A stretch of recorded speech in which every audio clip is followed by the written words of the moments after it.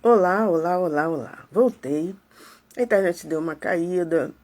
Eu tive que atender uma pessoa de emergência. E vamos começar novamente.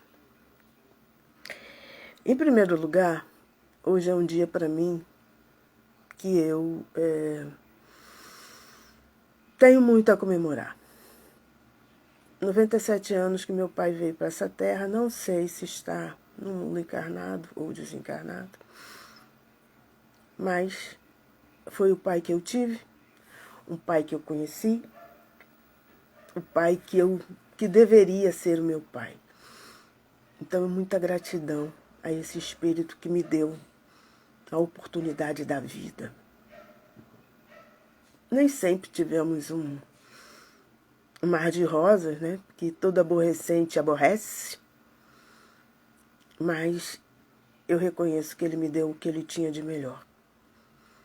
A formação do meu caráter eu atribuo ao meu pai e à minha mãe. A minha lição de certo ou errado, no sentido de não prejudicar o outro, eu atribuo a meu pai e à minha mãe. Saber entrar e sair de um lugar, com licença, obrigado, bom dia, boa tarde, eu atribuo meu pai e minha mãe. Então, as regras básicas eu atribuo meu pai e minha mãe e sei que eles me deram o melhor que tinham para dar. Bem, então, luzes e bênçãos ao meu pai, aonde quer que esteja. Em segundo lugar, eu estava com um problema, que eu tô com uma garganta, essa rouquidão, e estava do ran-ran. E o bichinho do ran-ran estava me botando assim meio preocupada.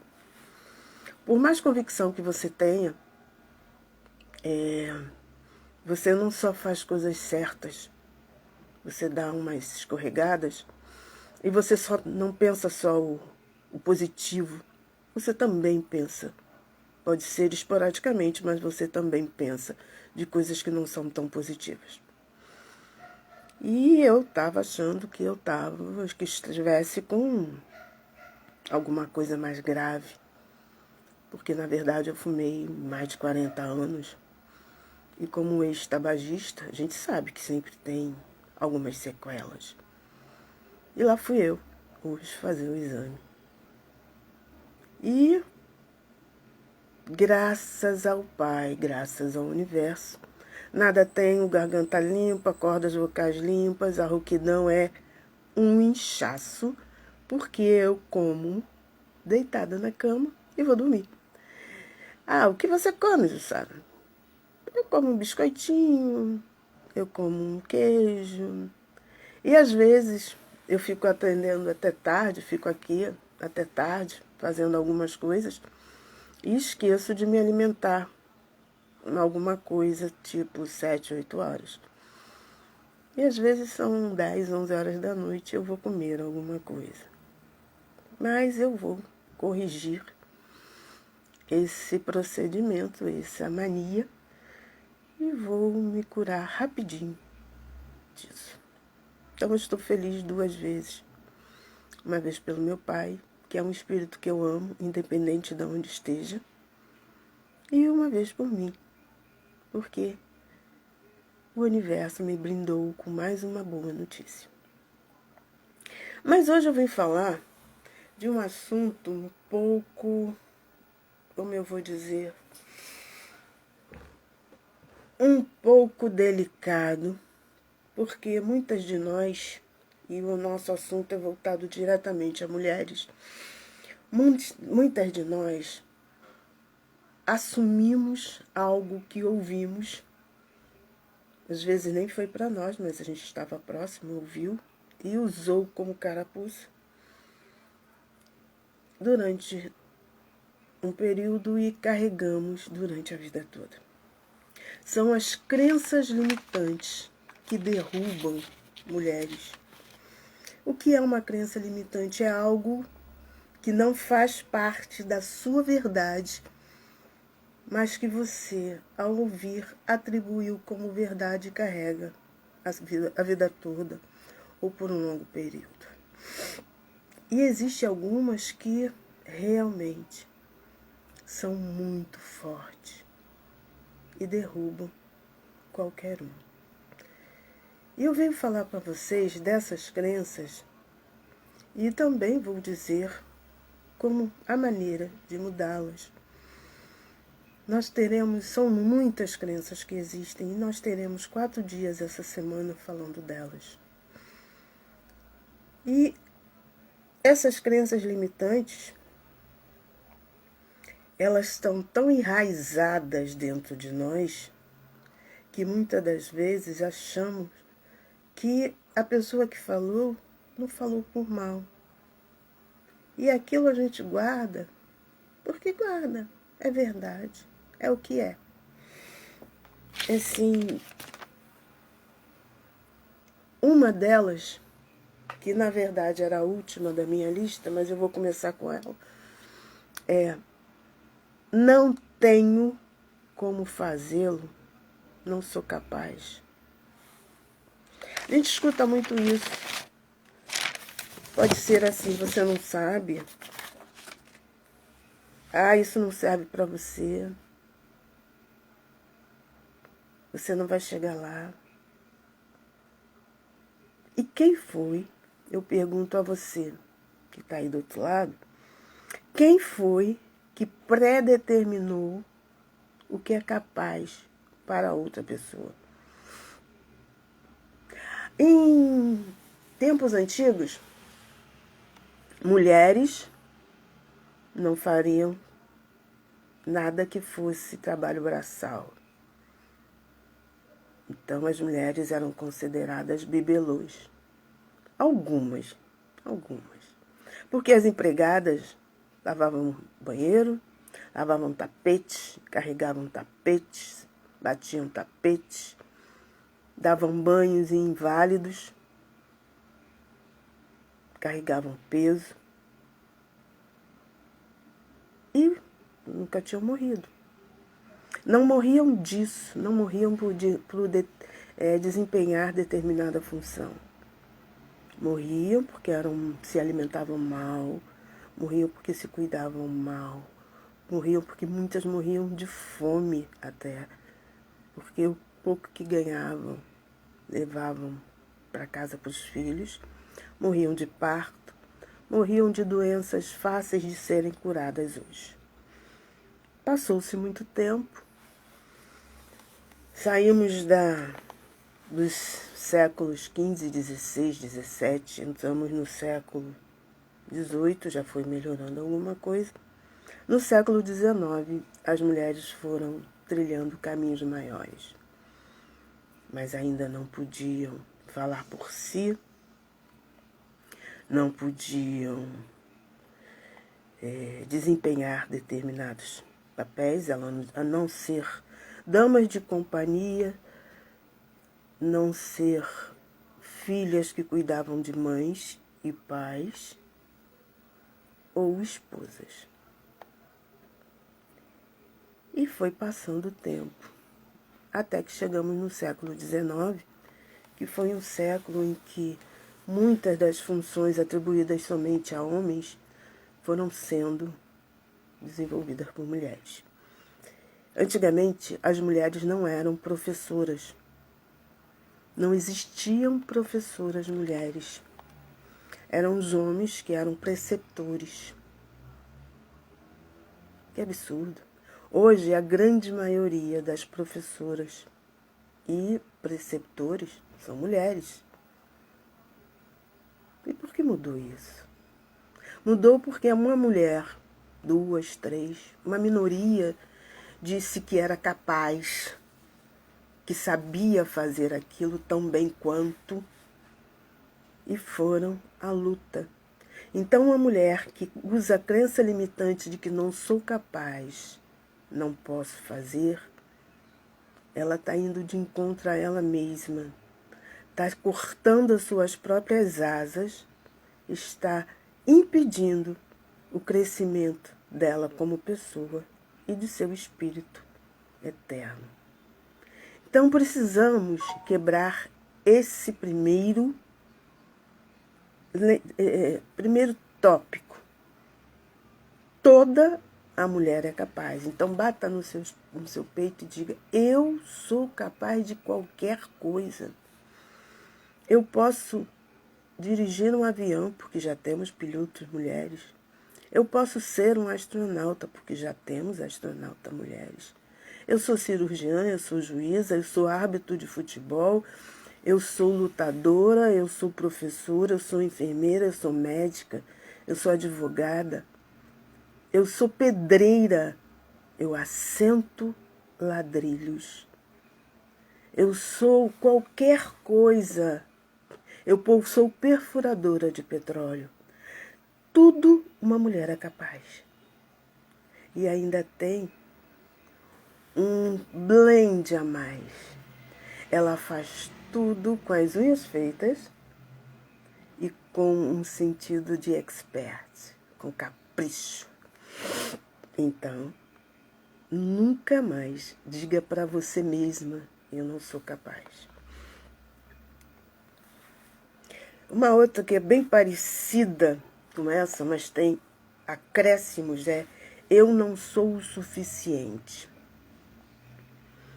Mas aí não é só no sentido de capacidade, não. Eu não sou o suficiente bonita, educada, boa, magra, jovem, inteligente, rica.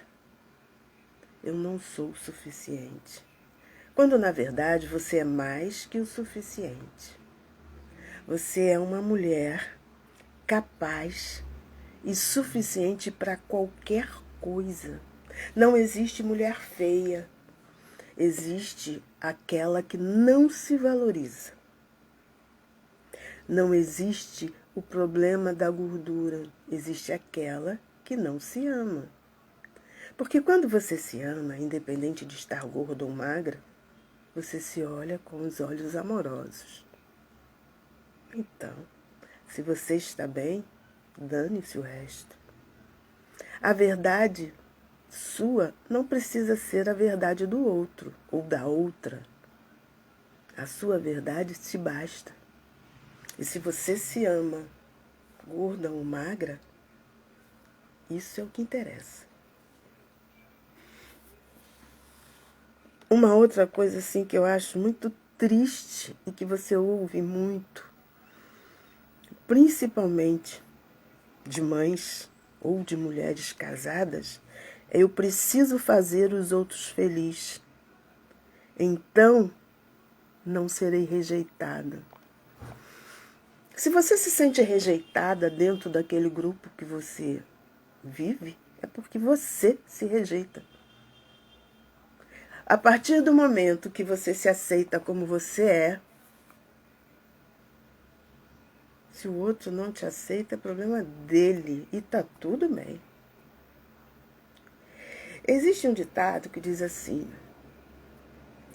quem ama o feio, bonito lhe parece. Se o seu companheiro ou companheira não te ama porque você está acima do peso, ele também não te amaria se você estivesse abaixo do peso. Porque ele não te ama, ele ama uma imagem que faz de você. Então você precisa se amar muito mais do que ele ou do que ela. A partir do momento que você se amar muito mais e descobrir que o primeiro indivíduo que deve ser feliz a partir de você é você mesma, o resto é lucro. Eu sempre falo, autoamor é o remédio para tudo. Então, mulher, não se permita não se amar. E não se permita ser feliz. Se eu sou feliz, eu faço qualquer pessoa feliz. Qualquer. Independente dela viver comigo, colada na mesma casa, ou dela viver a 1 quilômetro do outro lado do mundo e eu ter um relacionamento afetivo com ela. Independente dos meus filhos serem pequenos, serem adultos, serem adolescentes, se eu me amo, eles vão me amar e vão se amar. E vão aprender comigo a se amarem. Então, jamais coloque na sua cabeça que eu preciso fazer os outros felizes para não ser rejeitado. O que tem que ser rejeitado é essa frase. Você precisa se fazer feliz e, consequentemente, todos ao seu redor serão felizes. Porque quem não for feliz pela sua felicidade não tem que viver com você, não merece ficar próximo a você. Então, a sua felicidade é um ingrediente de divisão, de dispersão de pessoas que não são favoráveis a você. Não são úteis na sua vida, não acrescentam nada na sua vida. Então, seja feliz e o que tiver que sair da sua vida, que saia. A única coisa que você tem que lembrar é que, primeiro, você. Uma outra aqui que é bem parecida, que envolve muito relacionamento, não posso ser feliz até que ele ou que ela mude. Por quê? A sua felicidade independe do outro. O outro nada mais é do que alguém, você está aqui, e apareceu o outro. Alguém que se uniu a você para criar um novo sistema. E dentro da constelação familiar existe hierarquia, pertencimento e o dar e receber. Se você descobre que está dando e não está recebendo, isso não é legal. Ou se você só vai dar depois que o outro mudar. Primeiro passo, você é egoísta. Eu só vou ser feliz se o outro mudar. Sua felicidade não é ligada à mudança dele. Então você está obrigando uma pessoa a ter uma outra postura para que você seja feliz? Errado. Isso você pode ser egoísta. Segundo ponto para ser analisado. Só vou ser feliz se o outro mudar. Isso é covardia. Você está atrelando a sua felicidade ao outro, pensar de uma maneira diferente, porque a sua felicidade é sua, a felicidade do outro ou da outra é dela. Se você for feliz e o outro ou a outra te amarem, serão felizes também. As pessoas hoje, elas entram em relacionamento sabendo que fulano é assim e Beltrano é assado. Mas eu, a partir da hora que eu casar com ele, ou que eu for morar com ele, eu vou tirar esse hábito dele. Opa! Ninguém muda ninguém. A gente só consegue mudar uma pessoa, a nós mesmos. Então, quando você faz uma constelação e você coloca esse tipo de pensamento, eu não sou feliz porque meu marido não muda. Eu não sou feliz porque minha esposa não muda. Aí a gente vai buscar lá a razão disso. Isso é alta baixa estima. Isso é menos-valia. Porque você acha que você é infeliz porque ele, do jeito que é, te torna infeliz. Não. A tua felicidade, ela é desperta por você, não por os outros. Porque senão as pessoas que vivem sozinhas não seriam felizes. Porque não tem ninguém. Não. É excelente viver com alguém.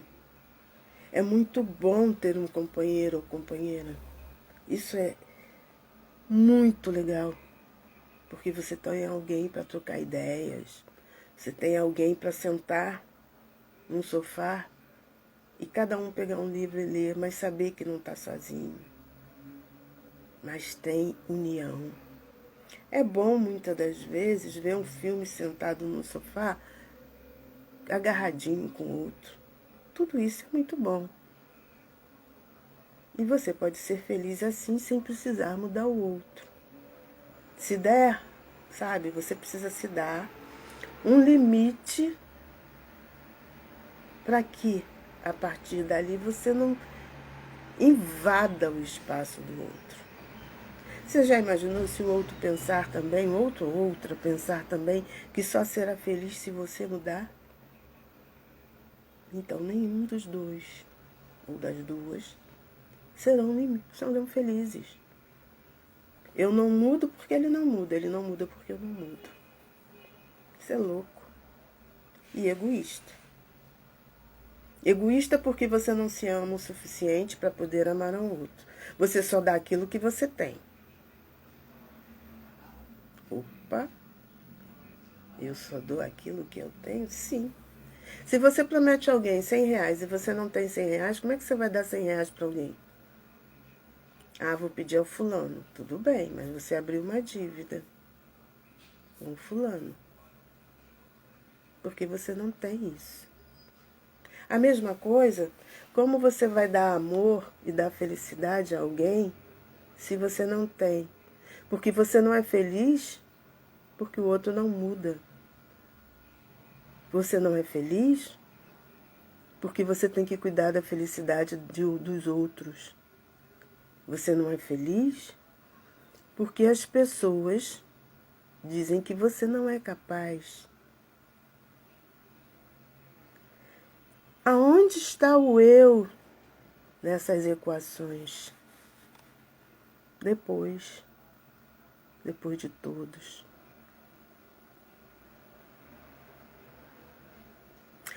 Hoje eu estava conversando com uma pessoa e porque hoje eu mandei uma mensagem que diz assim, mais ou menos: você não precisa se preocupar com o pó em cima dos móveis, se a comida está bem feita, se a roupa está lavada. Se dê um tempo para ser você mesma, para cuidar de você, para ler um livro, ouvir uma música, sair para passear e etc. É um texto grande que eu não vou ler. Mas eu mandei para algumas pessoas pelo WhatsApp. E eu falei para a pessoa assim, olha, meus filhos falam até hoje, e falam mesmo, que eles jantaram muita pipoca. Aí a pessoa falou assim, mas você trabalhava o dia todo, chegava em casa cansada. Sim. Mas o fato de eu chegar cansada em casa não queria dizer que eu não fosse fazer comida.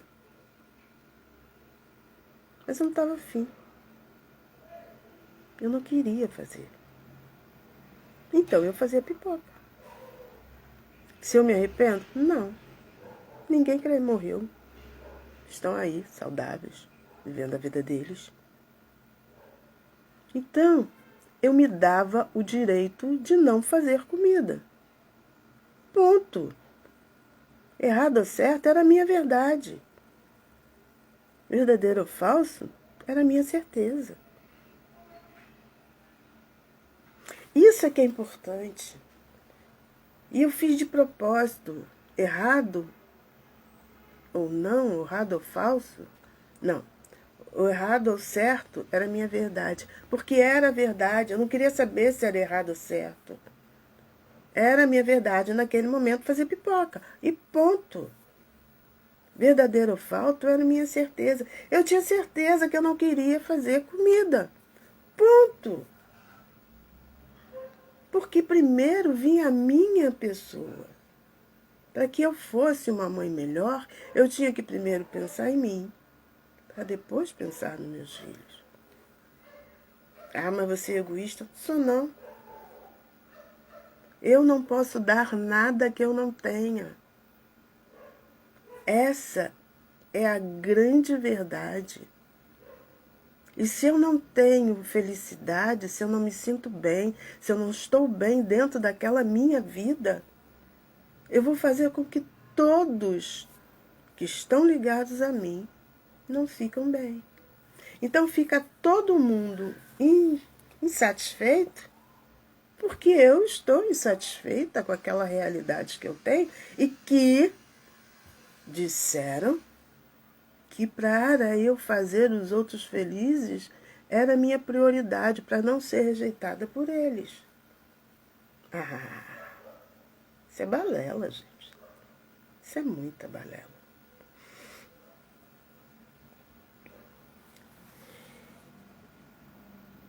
Muitas das vezes, as mães deixam de comer para dar para os próprios filhos. Ok. Mas elas deixam de comer até a vírgula, a primeira vírgula. Porque se elas morrerem de inanição, quem vai cuidar dos filhos?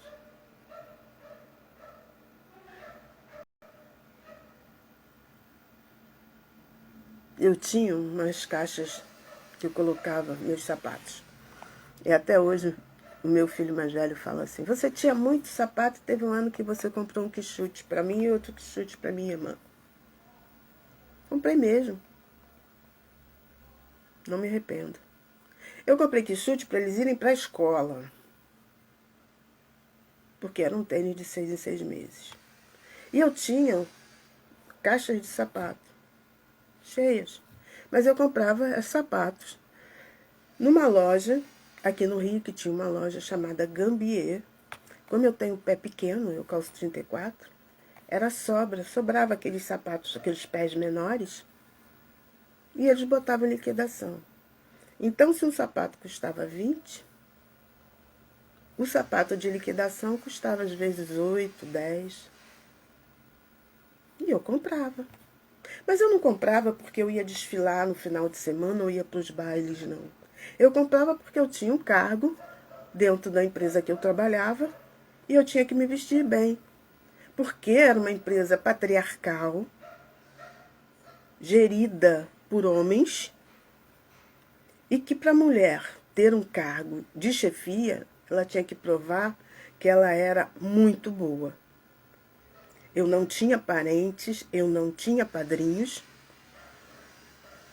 então eu tinha que mostrar 2 vezes que eu era muito boa.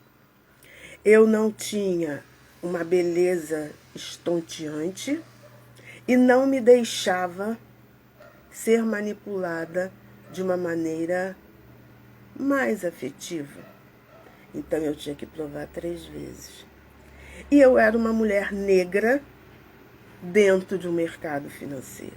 Então eu tinha que matar 4 leões por dia.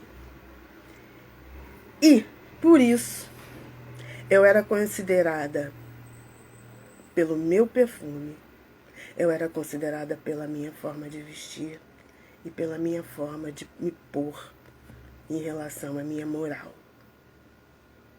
Eu podia não ter nada daquilo que a princípio me levasse à promoção, mas eu era boa no que eu fazia. Todo mundo conhecia o meu cheiro e eu escutava, lá vem a cheirosa. Eu vivia impecavelmente vestida e não gastava muito dinheiro, não. Os sapatos eram promoções e liquidações. E as roupas eu fazia, ou eu pagava uma pessoa, uma costureira de bairro para fazer. Não comprava roupa de marca. E tinha uma moral inabalável. Enquanto casada, eu tinha uma moral inabalável. Enquanto fiquei sozinha, solteira, mãe solo, como diz hoje, fiquei mais ainda, porque eu tinha que ser exemplo para os meus filhos e principalmente para minha filha. Então, a primeira pessoa a eu pensar era eu mesma. Se eu não pensasse que eu precisava ter determinados parâmetros, eu não conseguiria chegar onde cheguei. Eu tive muito mais promoções do que muitos homens. Em 7 anos, dos 17 que eu passei naquela empresa, eu tive 9 promoções. Mais do que uma promoção por ano. A partir da minha primeira promoção, eu tive mais 8. Chegando ao ponto de que uma promoção, ela pulou 2 cargos. E eu não dormia com ninguém. Eu não usava de nada para sujar o nome de outras pessoas. Porque eu coloquei dentro de mim que eu era capaz. Que eu coloquei que dentro de mim eu precisava ser feliz para trazer felicidade para os meus filhos. Eu não conhecia muita coisa e não conhecia a constelação. Porque se eu conhecesse a constelação, eu ia ser um foguete. Porque eu tinha, apesar de me vestir extremamente bem, apesar de ter uma moral muito vigiada, apesar de ser um baita profissional naquilo que eu fazia, e quando fui chefe, fui muito humana enquanto chefe.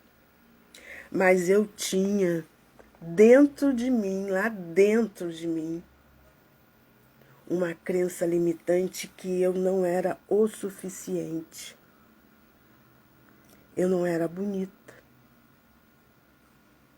Eu não era boa. E eu não era inteligente por mais que eu fizesse. Então eu não me achava suficiente. Mas isso era lá dentro de mim. Porque quem olhava para fora não percebia.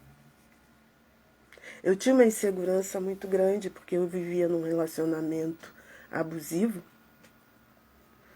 Então eu não era uma pessoa, eu era rígida, muito rígida. Eu era rígida porque eu tinha medo dos meus funcionários, que eu sempre gostei muito de trabalhar com homem. Eu só trabalhava com homem porque o homem não chorava, gente. E não ficava menstruado. Porque eu tinha horror. Vai vir um monte de gente falando que eu sou misógina. Eu tinha horror de a pessoa chegar para mim e dizer assim, posso ir para casa que eu tô com cólica? Eu até entendia que a cólica incomodava muito porque eu sentia. Mas isso não me impedia de trabalhar. Porque eu era um profissional e eu tinha que provar que eu era um profissional. As mulheres queriam ser responsáveis por muita coisa e serem reconhecidas como profissional, mas usavam de algumas coisas para não cumprirem o acordo que tinham feito. Não é plantar ciclo, não é respeitar período menstrual, não é olhar a lua, não é isso. Elas tinham esse atributo de sentirem cólicas para não fazer aquilo que poderiam. E o choro. Esse trabalho não está bem feito, cara, não dá para fazer assim, já te mostrei como é. E eu não gosto de ensinar 2 vezes a mesma coisa. Eu posso ensinar 500 vezes a mesma coisa enquanto estou ensinando a coisa. Como se soma 1 mais 1? Vai dar 2. Eu vou mostrar de várias maneiras. Não me entendeu? Eu vou mostrar de mais outras várias maneiras. Não me entendeu? Eu vou pegar qualquer coisa e ensinar. Que 1 mais 1 dá 2. Mas não diga para mim que você entendeu que 1 mais 1 dá 2. E daqui a 10 dias você diga para mim que você não sabe. E os 9? Então, quando você fala, mas eu já te ensinei isso, você já aprendeu, você já fez, que está acontecendo? Como naquela época não tinha essa situação de bullying, disso e aquilo, aí eu perguntava, tá emburrecendo? Pronto. Era o show. Aí tinha que esperar a pessoa chorar, tinha que ser compassiva com aquilo. Então eu não gostava de trabalhar com mulher. Mulher disputa com mulher. Eu gostava de trabalhar com homem. E eu não bebo. E eu saía para beber com eles. E eu bebo água. E eles pagavam água para mim. Então, eu me achava no meio de tudo isso, tendo 60 pessoas embaixo de mim, tomando conta, às vezes, de 2 ou 3 sessões, eu ainda me achava não suficiente. Porque, de uma maneira ou de outra, eu ainda sou de uma geração que teve que desbravar muito para chegar onde quis chegar. Porque antigamente eles diziam assim, aquela neguinha, não falavam aquela mulher, aquela senhora, aquela preta, não, era aquela neguinha. Para mim, passou de preto, passou de branco, preto é. Mais clara, mais escura, não tem esse negócio. Minha filha é negra. Ela pode ter a pele muito clara, o pai dela era branco, mas ela é negra, a mãe dela é negra. Quando eu passei a me entender enquanto ser humano e ser mulher, já era tarde, dentro da empresa. Mas não era tarde na minha vida. E hoje eu sei que eu sou mais do que suficiente. Eu sou expert naquilo que eu faço. Porque eu sou feliz fazendo o que eu faço. Eu sou feliz cuidando de pessoas? Sou. E eu vim aprender tudo isso na constelação. Quando eu fiz a minha primeira constelação e que o nó foi o não ser suficiente, eu chorei muito. Chorei muito. Porque eu tinha todo um escudo protetor ao meu redor que me escondia do resto do mundo, mas que precisava ser derrubado para que eu me revelasse. Nossa, foi difícil, porque eu não me achava suficiente. Eu sabia que eu tinha capacidade, mas a minha capacidade não era suficientemente boa para que eu galgasse outros lugares na empresa. Então eu trabalhava mais que todo mundo. Trabalhava. Voava assim de vez em quando. Mas eu trabalhava mais que todo mundo. Eu, enquanto chefe, eu trabalhava tanto quanto um funcionário. E muitas das vezes eu liberava o funcionário por qualquer que fosse. Por exemplo, estou com cólica, deixa eu ir para casa. Por mais que aquilo me revoltasse, eu permitia. Vai ao médico, vai tomar um remédio, vai na fé. Então eu não dizia para os outros, dividam o serviço dela. Eu assumia o serviço dela. Então eu fazia o dela e o meu. Porque eu tinha que provar e sustentar aquela dispensa.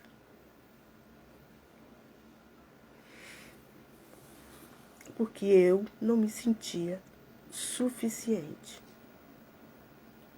Por mais que eu me achasse capaz. E muitas das vezes eu fiz pessoas felizes e não era feliz. E isso que me gerou uma profunda tristeza, uma profunda insatisfação pessoal. Até que eu fui entrando, por mais... É assim, eu era duas pessoas. Essa era a que você via, porque ela estava escondida, ela escondia a outra. Então essa era capaz, essa era aquela que mandava, essa era aquela que resolvia os problemas domésticos, essa era aquela a bambambam. Bam, bam. Mas a outra, que era a verdadeira, vivia enclausurada, vivia triste. Ao fazer a primeira constelação, foi extremamente sofrido. Não sofrido por a pessoa ter me tratado mal, não. Foi sofrido porque na hora que ela começa a mexer dentro de mim, dentro do meu sistema e traz para a baila essa crença limitante, esse nó que estava tão escondido e que precisava ser revelado. Porque junto dele trazia um monte de mulheres do meu sistema que se achavam incapazes, se achavam pequenas, não se valorizavam. E eu ter que, dentre tudo isso, para resolver o meu problema, eu ter que resolver o problema delas, porque eu vinha assumindo aquela situação, foi extremamente doído. E eu falo agora, e eu lembro e sinto, não a dor, mas eu sinto como foi incomodativo. Aquela percepção de que alguém está enfiando o dedo naquela ferida, hoje não dói, mas a lembrança, ela me incomodou muito, muito. Mas aí quando foi puxado aquilo, me doeu mais ainda. Mas na hora que nós desfizemos o nó, a linha cresceu. E eu vi que muita coisa não era minha. Muita coisa era crenças limitantes que foi me dito, que foi passado de geração para geração e que eu simplesmente consegui entregar a quem de direito. Isso foi o que a constelação me deu.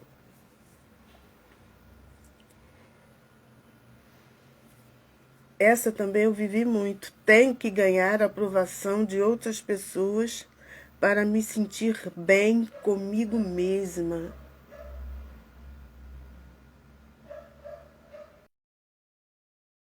Tenho que passar situações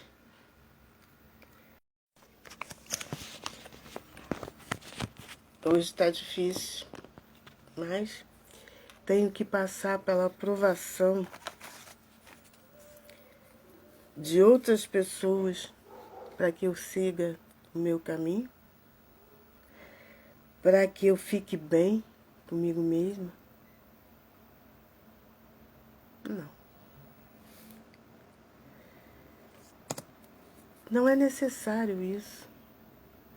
Eu tenho que viver bem comigo mesma, comigo. As outras pessoas, da mesma maneira que eu seleciono quem eu quero conviver, elas podem selecionar quem elas querem conviver. E se eu não faço parte daquele grupo de pessoas, por qualquer que seja a razão, por que que aquelas pessoas têm que conviver comigo?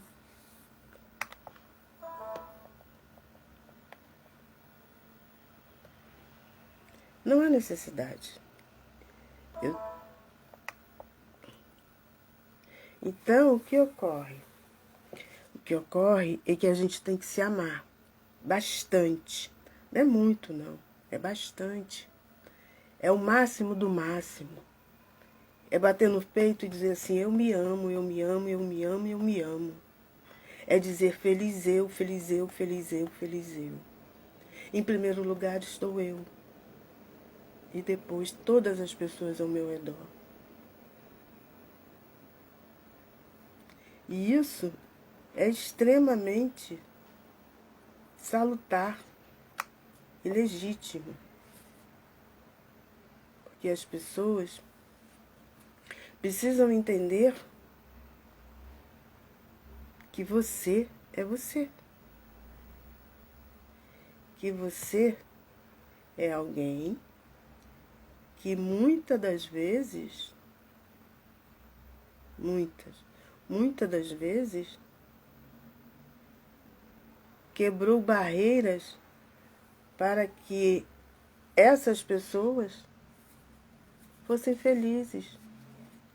Que você se deu o melhor que você tinha. Mas que no fundo, esse melhor não era o seu melhor para você. Então, precisamos ter realmente noção do que é as crenças limitantes que nos derrubam. Vou falar só mais uma aqui hoje e vou encerrar. Porque hoje o sistema está bem difícil. Essa daqui é muito interessante. Se deixar que as pessoas realmente me conheçam, elas não gostariam de mim. Ou se deixar que as pessoas realmente me conhecessem, elas não gostariam de mim. Por quê? E tem uma outra também, tem uma outra aqui que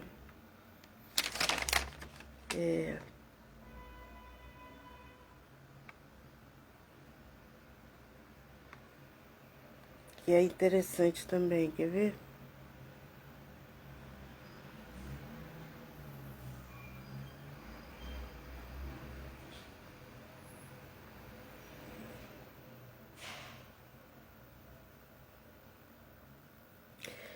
É mais ou menos aqui. Se falar o que penso, eu vou ser rejeitada.